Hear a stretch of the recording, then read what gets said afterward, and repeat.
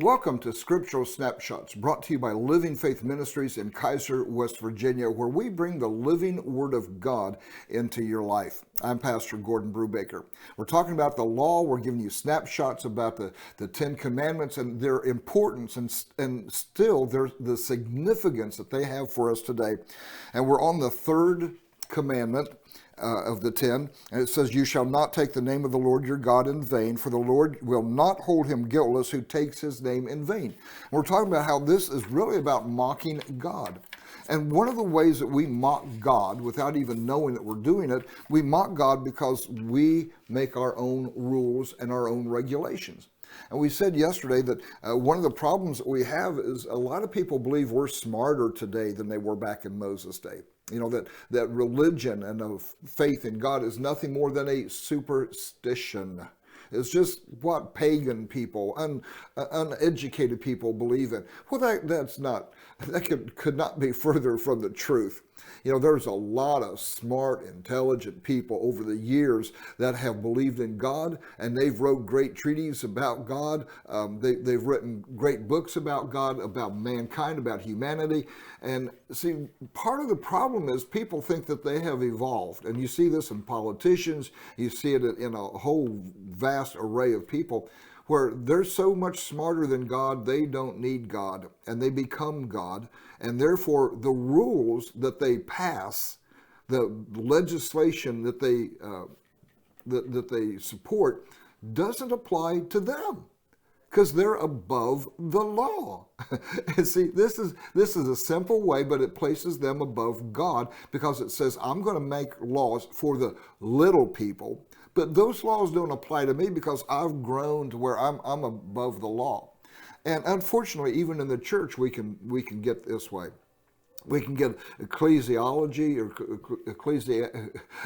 we can build up our attitude so much that we know so much and we're so superior. And you see it in ministers sometimes of where the law doesn't apply to them. They're above these things. They can cheat. They can lie. They can have sexual liaisons. They can do different things. Why? Because they see themselves as above the law. And some of them will openly preach it that because of grace, the law is done away with and the law no longer exists. Well, that's not true. The law is still there. You know, the law of lift supersedes the law of gravity.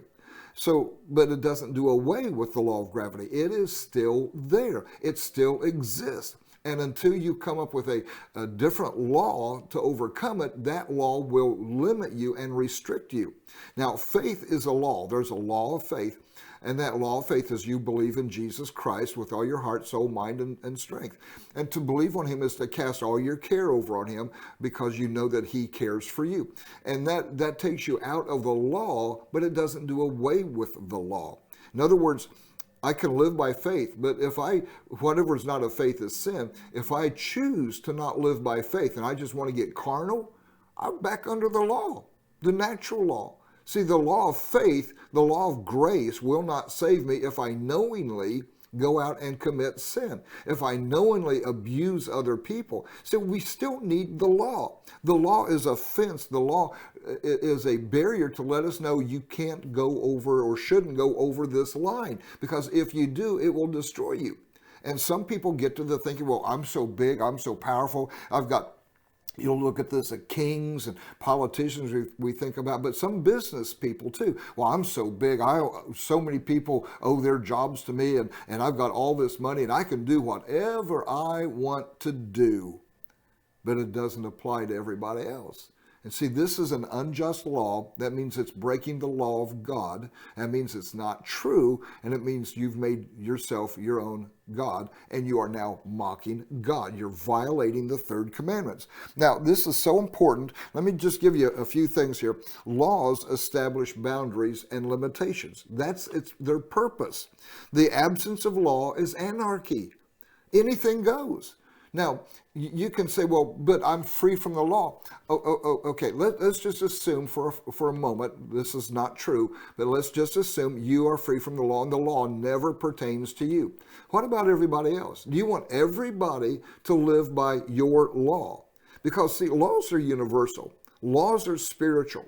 And if you agree with the law that I'm above the law and nothing applies to me, well, what if everybody else felt the same way? Would you like that? Would you like to live in a world where everybody's law was their own law and they could do whatever they want? Well, we're getting pretty close to that now in the world. You know, there's a lot of people that just, well, we say it like this.